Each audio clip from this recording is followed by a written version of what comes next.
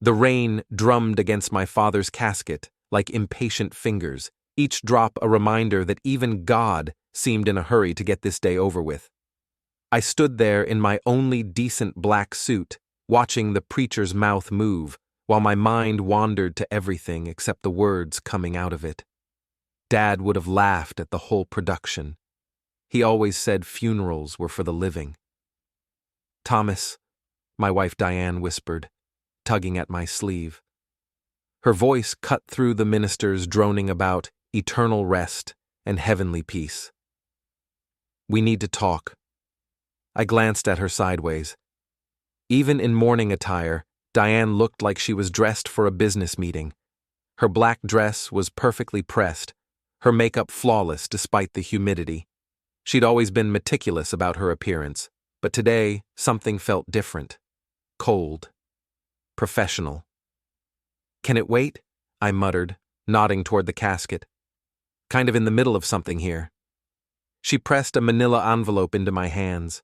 The paper was crisp, official-looking, with the letterhead of Morrison Associates visible through the transparent window. My stomach dropped before I even opened it. "What is this?" I asked, though part of me already knew. "Just read it," she said, her voice barely audible over the rain. The preacher was asking everyone to bow their heads for a final prayer. I should have been thinking about Dad, about the fishing trips we'd taken, about how he'd taught me to change a tire when I was 12. Instead, I was staring at divorce papers with my name typed in neat, legal font. The weight of the envelope felt heavier than it should have. My fingers traced the edges while Diane stood beside me, perfectly composed, as if she'd just handed me a grocery list instead of the end of our 8-year marriage. "Ashes to ashes, dust to dust," the preacher intoned. I looked at the filing date. My blood turned to ice water. The papers had been filed 3 days before Dad died. 3 days before the man who raised me alone after Mom passed had taken his last breath, Diane had already been planning her exit strategy. While I was sleeping in hospital chairs and holding his hand through morphine dreams, my wife was meeting with lawyers. "You've got to be kidding me," I whispered. Diane's jaw tightened. "We'll discuss this later. At home." Home. The word tasted bitter now. The little farmhouse Dad had left me. The place where Diane and I had talked about raising kids someday, about growing old together on the front porch. All of it felt like a lie now, crumbling faster than the dirt they were shoveling onto Dad's casket. The service ended with people offering their condolences, shaking my hand, telling me how sorry they were for my loss. Mrs. Patterson from next door hugged me tight and whispered that Dad was proud of me. My old friend Lyle clapped me on the shoulder and said we'd grab a beer soon. Everyone was so kind, so genuine in their sympathy. Everyone except my wife. Diane stood apart, checking her phone, occasionally glancing at her watch like she had somewhere more important to be. When people approached her, she smiled that practiced smile she used with clients at the accounting firm where she worked. Polite, distant, fake. "Thomas, honey," she said as the crowd began to thin. "I'm going to head back to the office. I've got that quarterly report due tomorrow." "Your husband just buried his father," said Julia, my half-sister, who'd driven down from Portland. "Maybe the quarterly report can wait." Diane's smile never wavered. "Unfortunately, deadlines don't care about personal circumstances. I'm sure Thomas understands." I understood, all right. I understood that my wife was a stranger wearing a familiar face. I understood that while I'd been grieving, she'd been calculating. I understood that the woman I'd married had disappeared somewhere along the way, replaced by this cold, efficient person who handed out divorce papers at funerals. "Go," I told her. "Wouldn't want you to miss a deadline." She kissed my cheek, a brief, perfunctory peck that felt like a business transaction. "We'll talk tonight." I watched her walk away, her heels clicking against the wet pavement, her black umbrella perfectly positioned to protect her hair from the rain. She moved with purpose, like someone late for an important meeting. Julia squeezed my arm. You okay? Peachy, I said, stuffing the envelope into my jacket pocket. Just buried my dad and got served divorce papers. Tuesday's shaping up great. She did what? It's fine, I lied. I should have seen it coming. But that wasn't true. I hadn't seen it coming at all. Sure, things had been tense lately. Diane worked longer hours, spent more time on her phone, seemed distracted during conversations.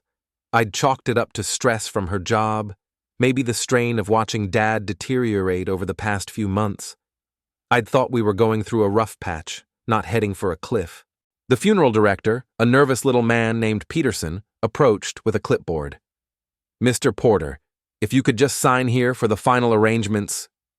I signed where he pointed, barely reading the words.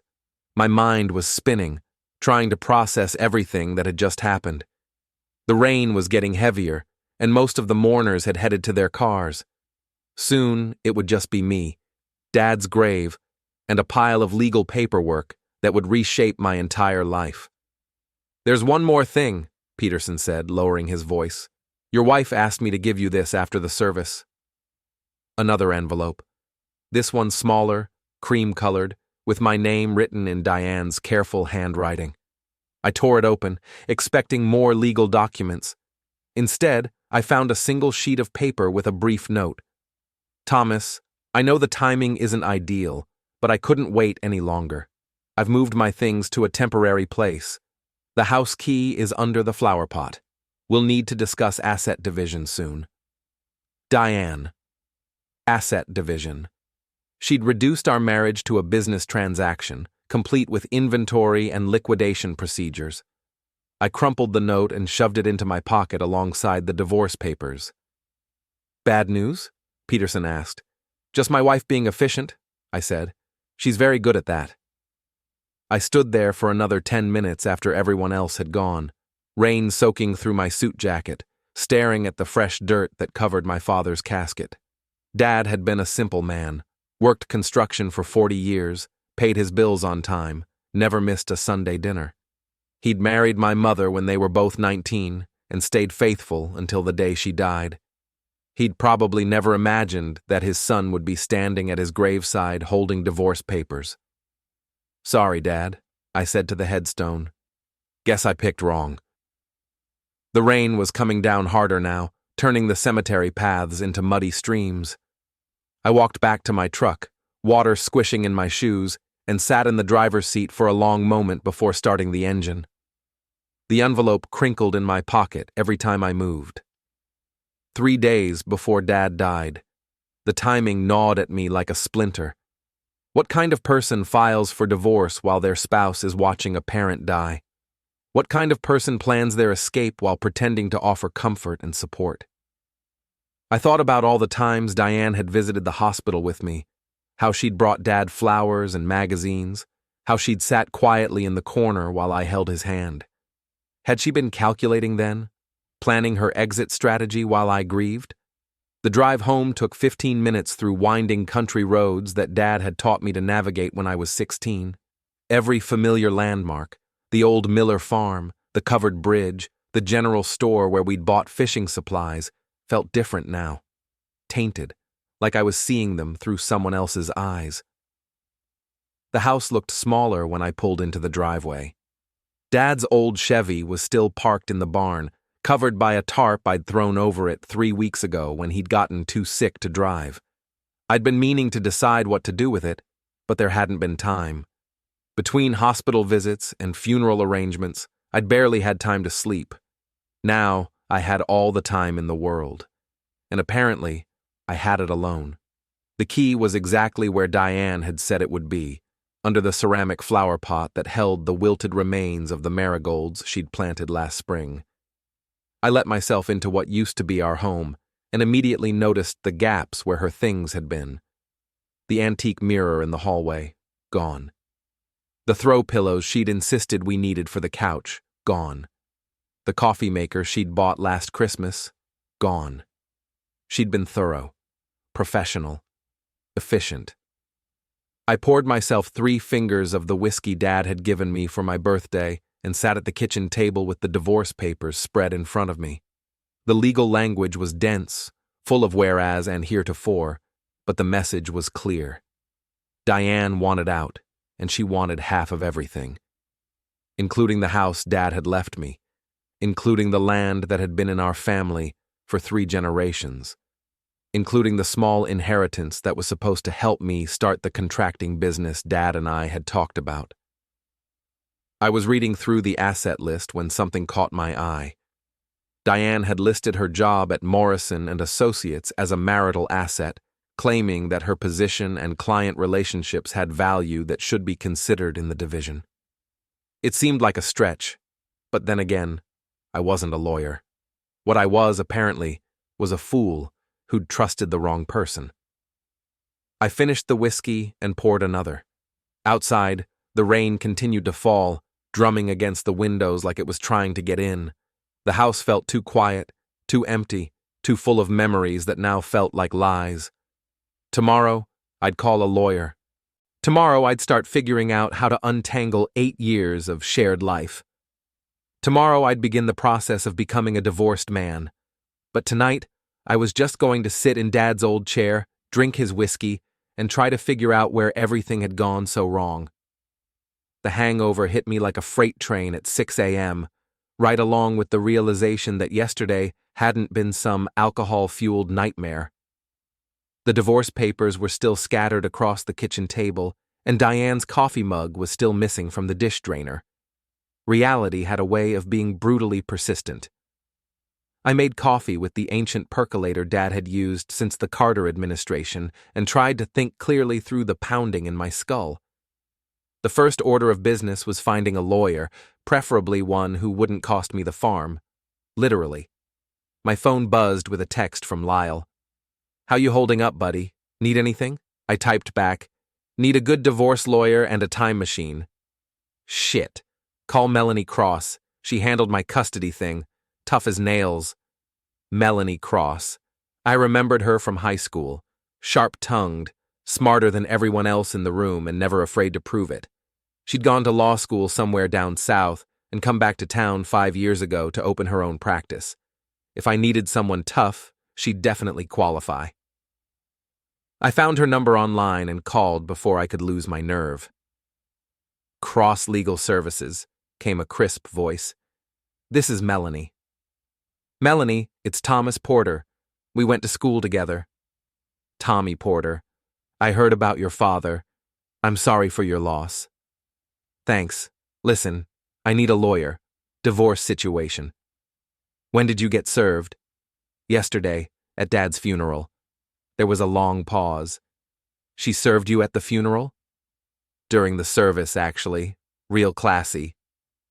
"Jesus. Can you be here at 10? Bring everything. Papers, bank statements, property deeds, anything financial." I spent the next 3 hours gathering documents, and what I found made my hangover worse. Our joint checking account, which had held nearly $15,000 2 weeks ago, was down to $300. The savings account we'd been building for the past 5 years was completely empty. Even the emergency fund Dad had insisted I set up was cleaned out. Diane had been busy. Melanie's office was in a converted Victorian house downtown, all hardwood floors and tall windows. She looked exactly like I remembered. Auburn hair pulled back in a severe bun, intelligent green eyes that missed nothing, and the kind of smile that suggested she'd eaten opposing counsel for breakfast. "Show me what you've got," she said, gesturing to a chair across from her desk. I spread out the papers like evidence at a crime scene. Melanie picked up the divorce filing first, her eyes scanning the legal language with professional efficiency. "Filed on the 15th, she said. "When did your father pass?" "The 18th. So she filed 3 days before he died." She made a note on a yellow legal pad. "What's your wife's profession?" "She's an accountant at Morrison Associates downtown. Been there about 4 years." "Morrison Associates." Melanie frowned. "That name rings a bell. What kind of accounting do they do?" "Business stuff mostly. Small companies, some estate work." "Why?" Instead of answering, Melanie turned to her computer and started typing. After a few minutes, she looked up with an expression I couldn't read. Thomas, who handled your father's estate planning? Some lawyer Dad used for years. Guy named Harrison, I think. Why? Because Morrison Associates is listed as the accounting firm for several businesses that your father had interests in. Did you know your dad owned more than just the house and land? I stared at her. What do you mean? According to public records, your father held partnership stakes in 3 local businesses, plus he was a silent investor in that new strip mall they built out on Route 9. Morrison and Associates handled the books for at least 2 of those ventures. The room felt like it was spinning. Are you saying Diane knew about Dad's other assets? I'm saying your wife had access to financial information that you apparently didn't. Information that would have shown her exactly how much your inheritance was worth. The implications hit me like a punch to the gut. Diane hadn't just decided to leave me on a whim. She'd done her homework first, calculated the value of what she'd be walking away from, and timed her exit to maximize her legal position. There's more, Melanie said, still typing. Morrison and Associates isn't just any accounting firm. According to their corporate filings, it's actually a subsidiary of Porter Holdings, LLC. Porter Holdings? Your father's company. Thomas, unless I'm reading this wrong, your wife works for a firm that your father owned, that you now own. The coffee I'd drunk earlier threatened to make a reappearance. That's impossible. Diane would have told me. Would she? Because from where I'm sitting, it looks like she's been planning this divorce for months, maybe longer. She cleaned out your joint accounts, filed papers while your father was dying, and now she's trying to claim half of assets she helped hide from you. I slumped back in my chair. So what do I do? Melanie's smile was sharp enough to cut glass. We fight back. But first, we need to understand exactly what you've inherited. I'm going to need copies of your father's will, all business documents, and anything else Harrison might have filed. Can you get those? I can try. Good.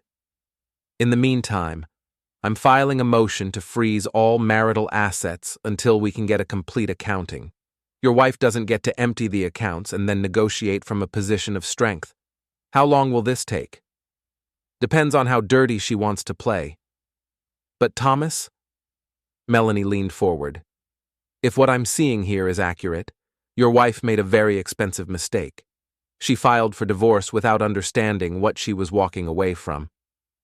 I left Melanie's office with more questions than answers, but for the first time since yesterday, I felt like maybe I wasn't completely screwed.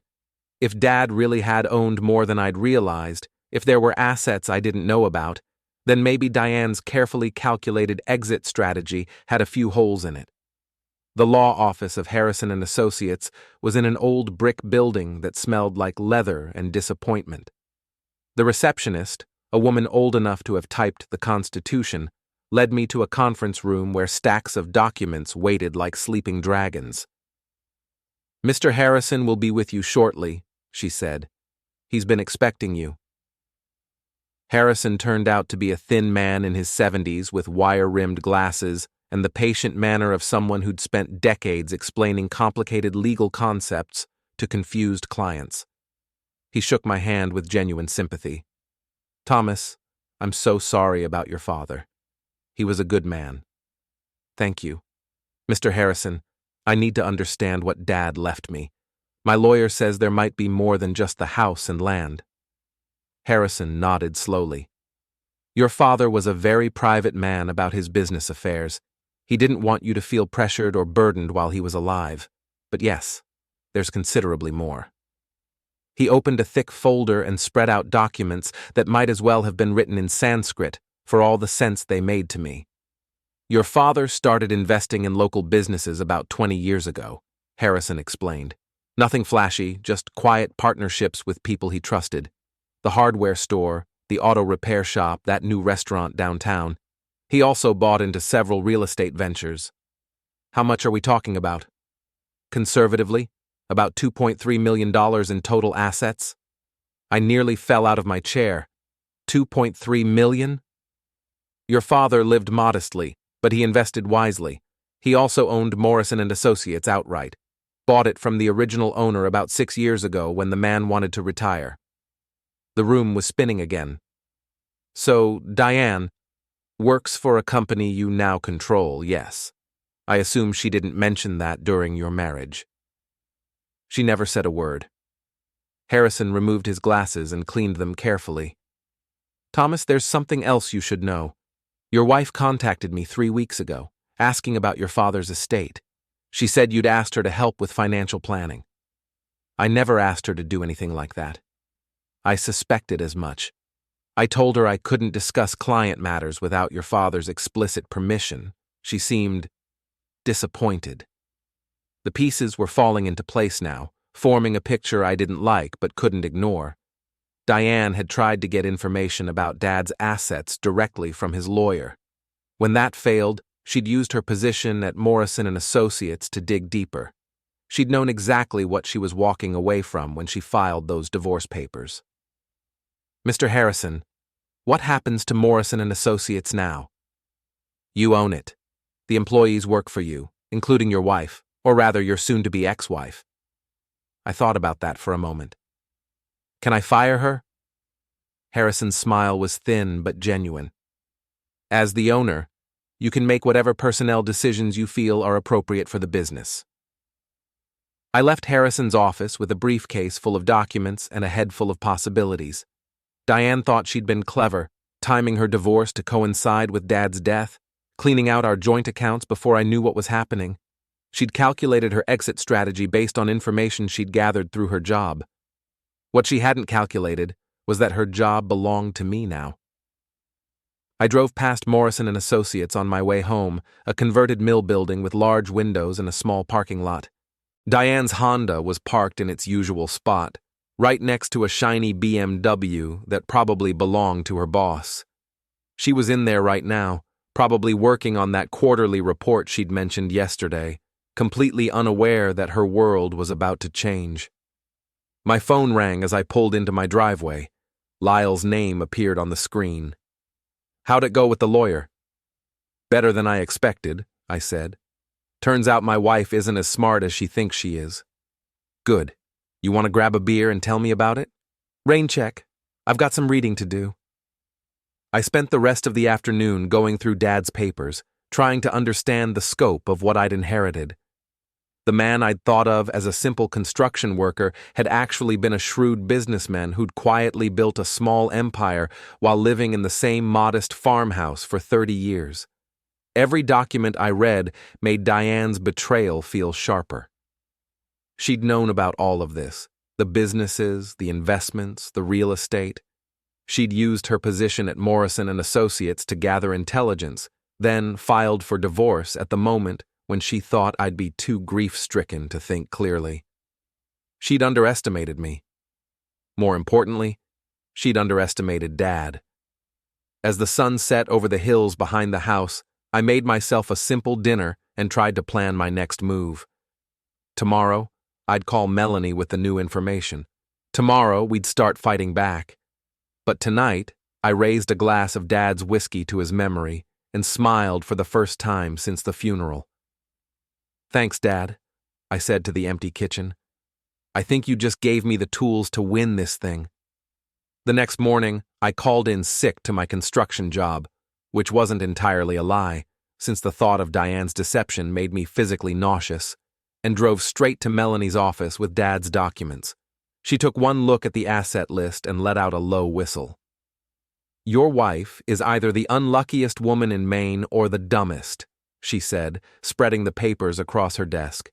She filed for divorce thinking she was walking away from a construction worker's modest estate.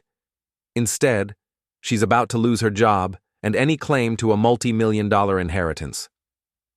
So what's our next move? We pay a visit to Morrison Associates. As the new owner, you have every right to inspect your property and meet with your employees, including your wife. An hour later, we pulled into the parking lot of the converted mill building. Diane's Honda was there, along with several other cars I didn't recognize. The BMW I'd noticed yesterday was parked in a spot marked Reserved Managing Partner. That would be Richard Morrison, Melanie explained as we walked toward the entrance. He's been running the day-to-day operations since your father bought the firm.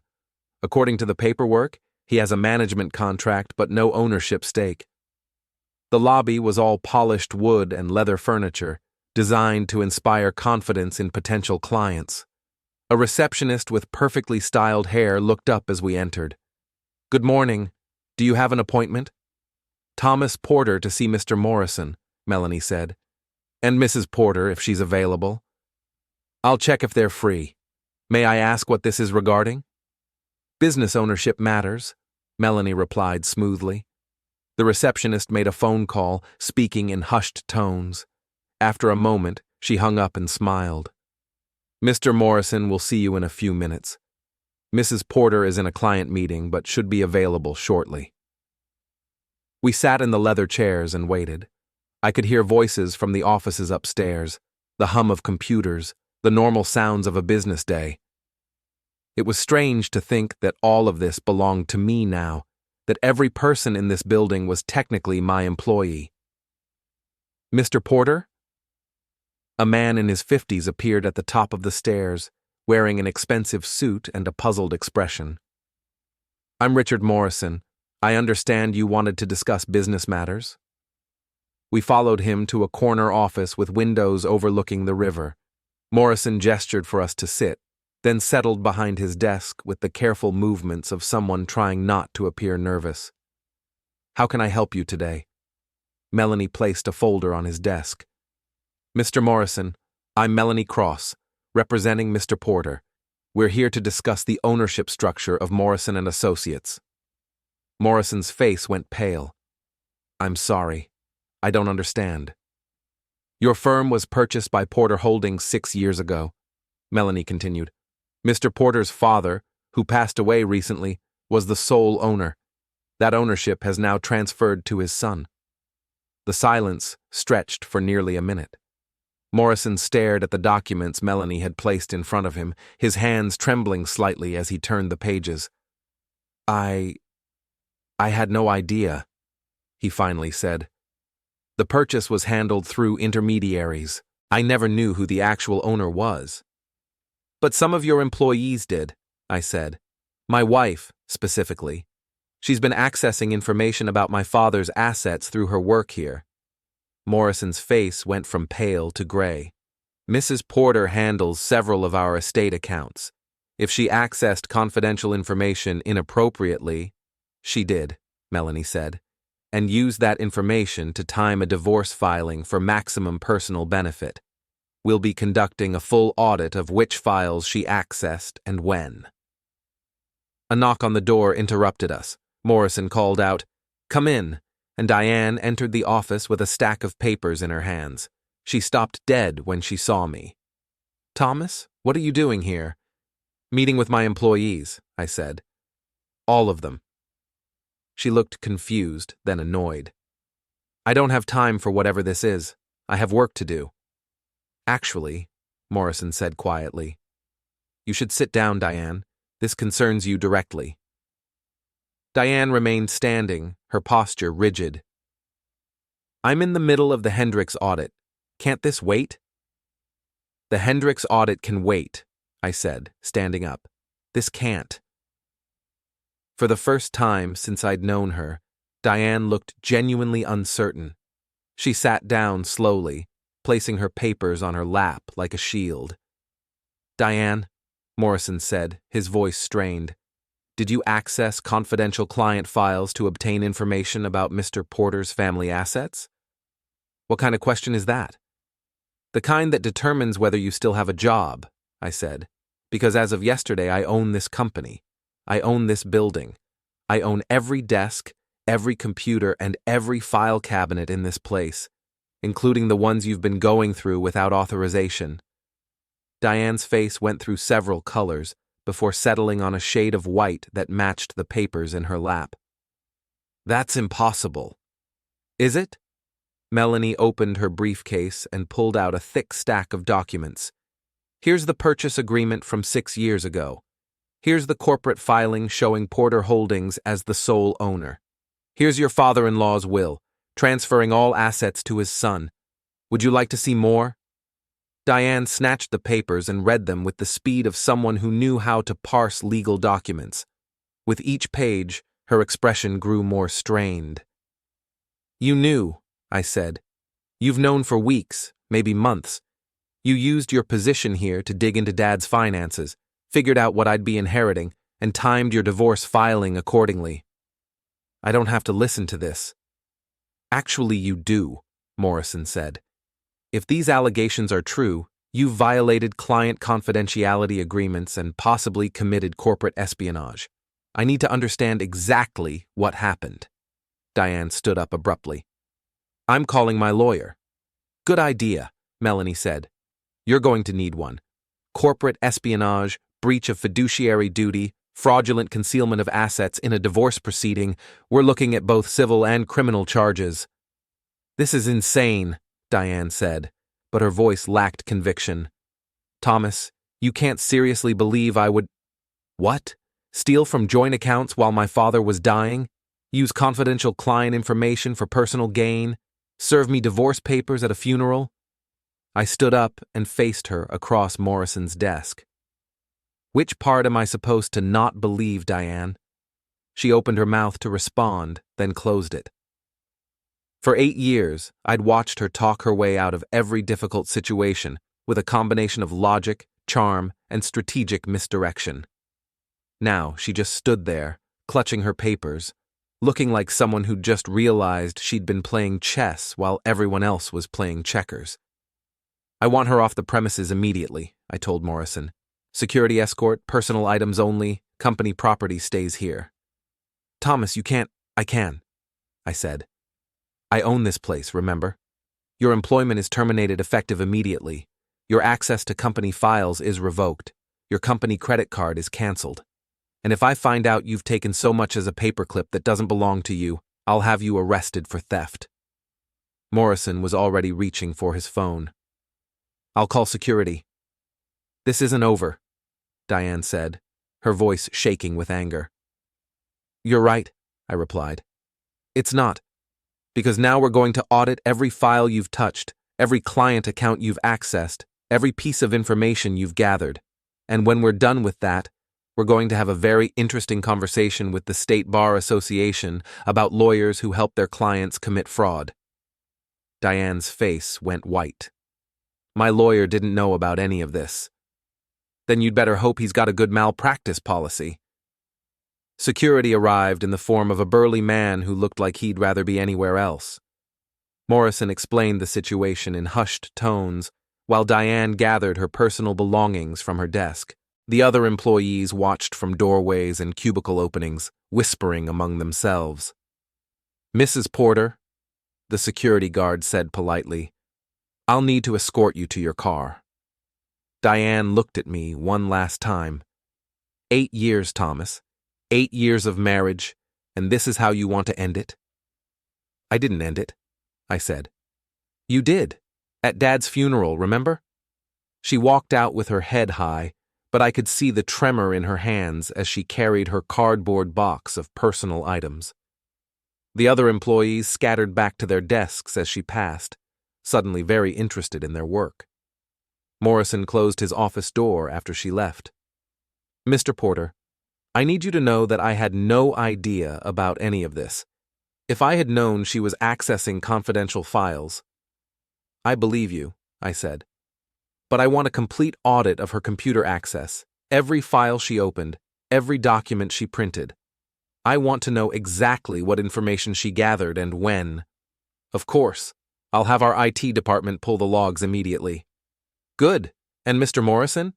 I want to understand how this company operates, who your clients are, what services you provide. I may not have known I owned this place, but I plan to be an active owner going forward." Morrison nodded eagerly.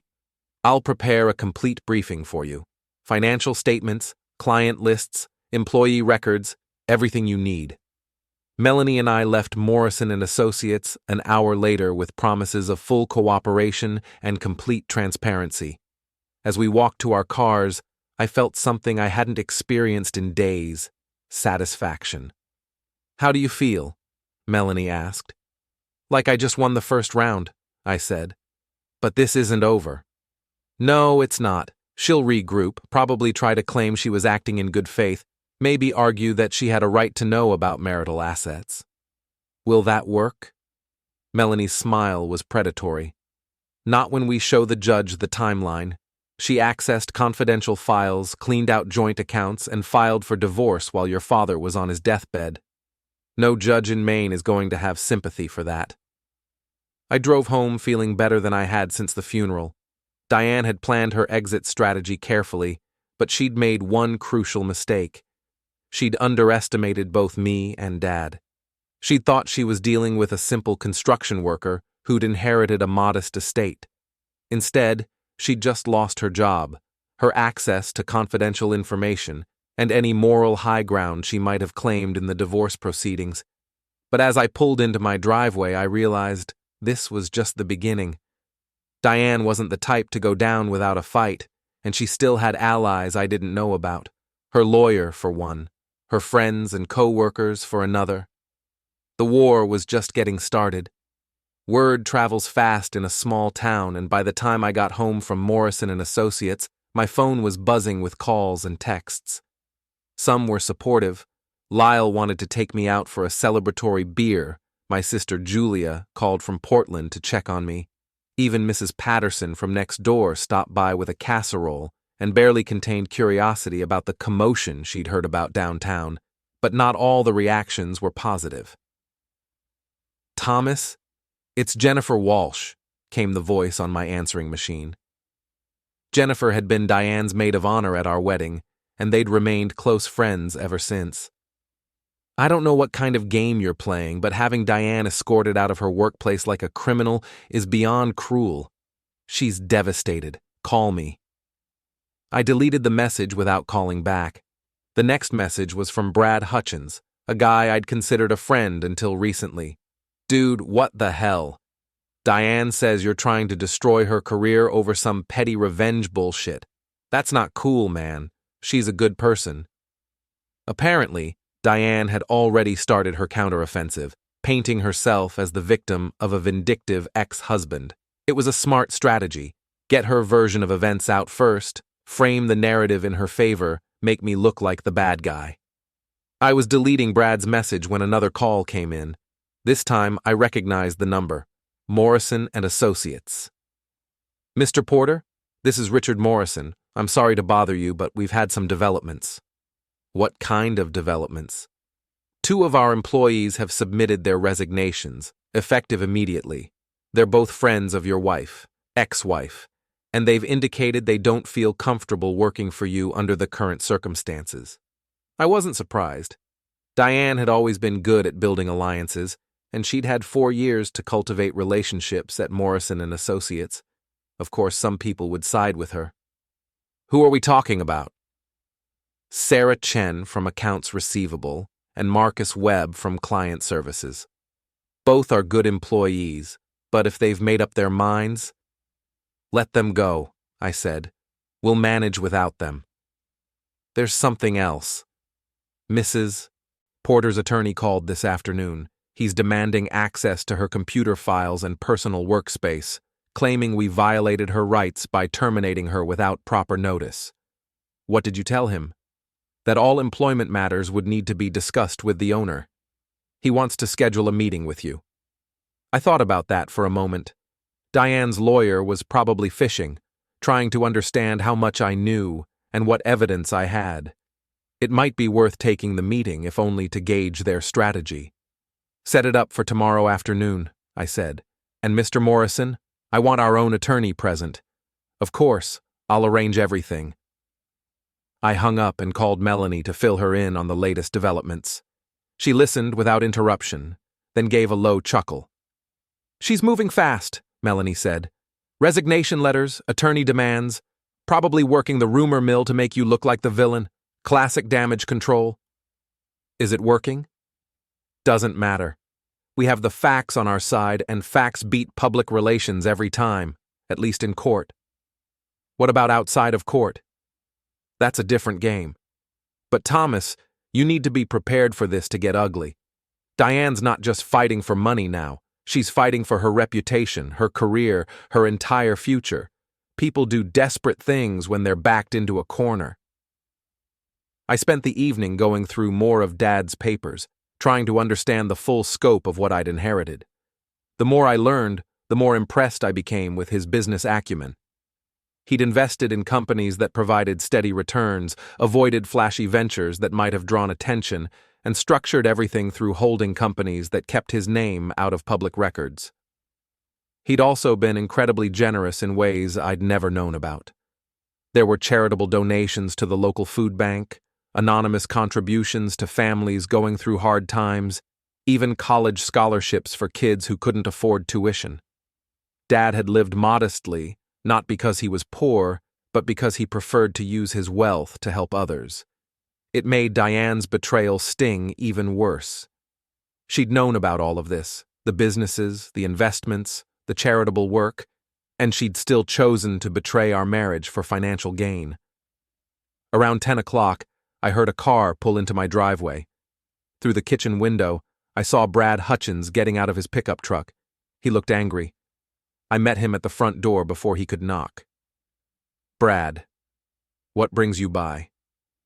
"You know damn well why I'm here." His face was flushed, and I could smell beer on his breath. "Diane told me what you did today. That was a shitty thing, man." "Did she tell you why I did it?" "Some bullshit about her accessing files or whatever. Come on, Thomas. She's an accountant. Accessing files is her job." "Not confidential files about her husband's family assets," I said, not using that information to time a divorce filing for maximum personal gain. Brad stepped closer, invading my personal space in a way that was clearly meant to intimidate. "You're being paranoid. Diane wouldn't do something like that." "Really? Then explain why she cleaned out our joint accounts before filing for divorce. Explain why she served me papers at my father's funeral. Explain why she never mentioned that she worked for a company my father owned." "Maybe she didn't know." "She knew, Brad. She accessed the files to find out. And then she used that information to plan her exit strategy." Brad shook his head stubbornly. "I don't believe it. Diane's not like that." "Believe what you want," I said. "But unless you want to be charged with trespassing, I suggest you get off my property." "Or what? You'll have me arrested like you did to Diane?" "I didn't have Diane arrested. I fired her for cause. There's a difference." Brad stared at me for a long moment, then spat in the dirt near my feet. "You've changed, man. Money's made you into someone I don't recognize." "Money didn't change me," I said. "Finding out my wife was a thief did." He walked back to his truck without another word, but I could see the anger in his posture, the way he slammed his door and gunned the engine as he pulled out of the driveway. Diane had clearly gotten to him, convinced him that I was the villain in this story. How many other friends had she turned against me? How many people in town were hearing her version of events and deciding I was the bad guy? I was still thinking about that when my phone rang. The caller ID showed a number I didn't recognize.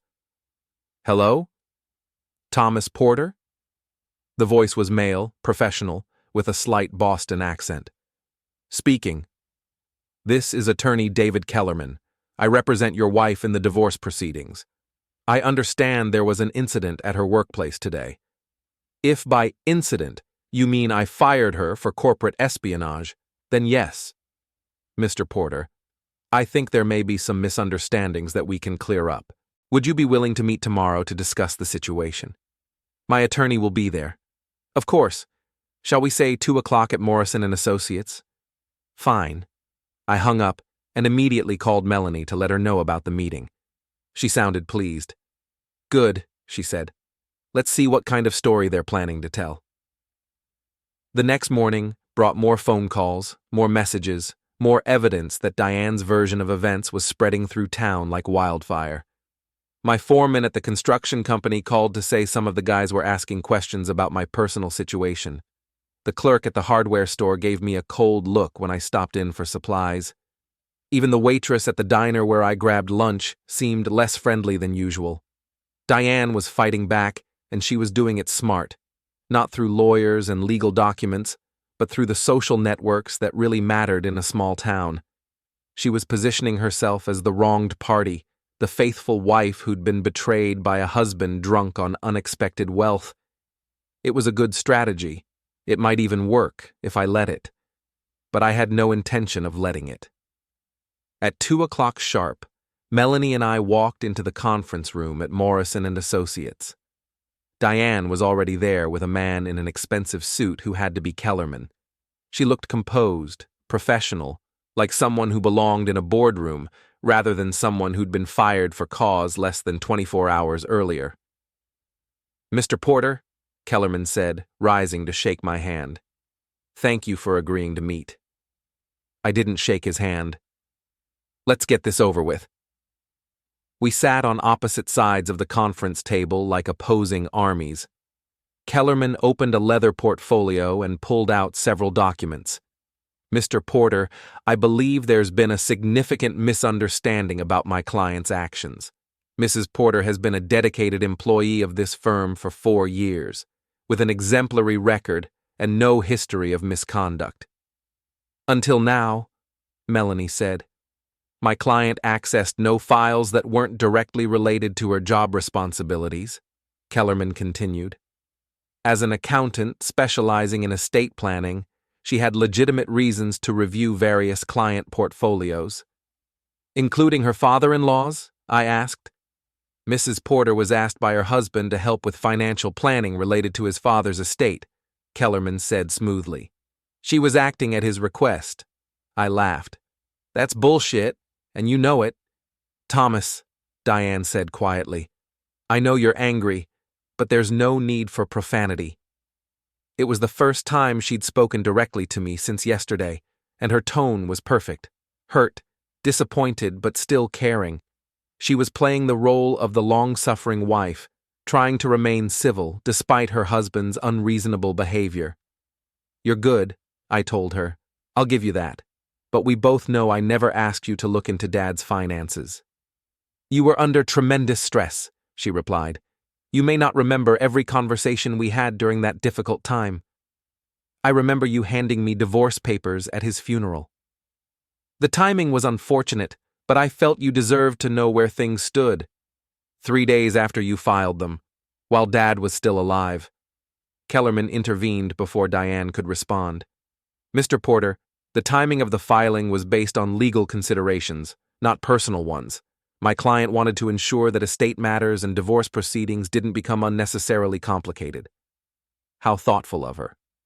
"The point is," Kellerman continued, "my client committed no wrongdoing, either legal or ethical.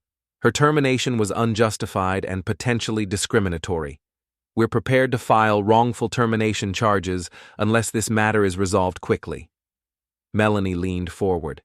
"Mr. Kellerman, are you seriously arguing that an employee has the right to access confidential client files for personal gain?" "I'm arguing that Mrs. Porter had legitimate access to those files as part of her job duties. Even after she'd filed for divorce? Even after she'd cleaned out joint marital accounts? Even after she'd begun planning her exit strategy?" Kellerman's composure slipped slightly. "My client's personal financial decisions have no bearing on her professional conduct." "They do when she used confidential information to make those decisions," I said. "They do when she timed her divorce filing to coincide with my father's death. They do when she tried to steal half of assets she'd helped conceal from me." "Mr. Porter," Diane said, "I never tried to steal anything from you. I simply wanted a fair division of our marital assets." "Including assets you knew about but I didn't?" "I assumed you were aware of your father's business interests." "You assumed wrong, and you knew you assumed wrong because you tried to get information from his lawyer 3 weeks ago." Diane's face went pale. Apparently, Kellerman hadn't known about that particular detail. "That's enough," Kellerman said quickly. "Mr. Porter, my client is prepared to be reasonable about the divorce settlement. She's not seeking vindictive damages or punitive measures. All she wants is a fair resolution that allows both parties to move forward with their lives." "Here's my fair resolution," I said, standing up. "She gets nothing. No alimony, no property settlement, no share of any assets. She committed fraud, corporate espionage, and breach of fiduciary duty. She's lucky I'm not having her arrested. You can't prove any of that, Kellerman said. Watch me. I walked out of the conference room with Melanie right behind me. As we reached the parking lot, she grabbed my arm. That was risky, she said. You just declared war. The war started when she handed me those papers at Dad's funeral, I replied. I'm just finally fighting back.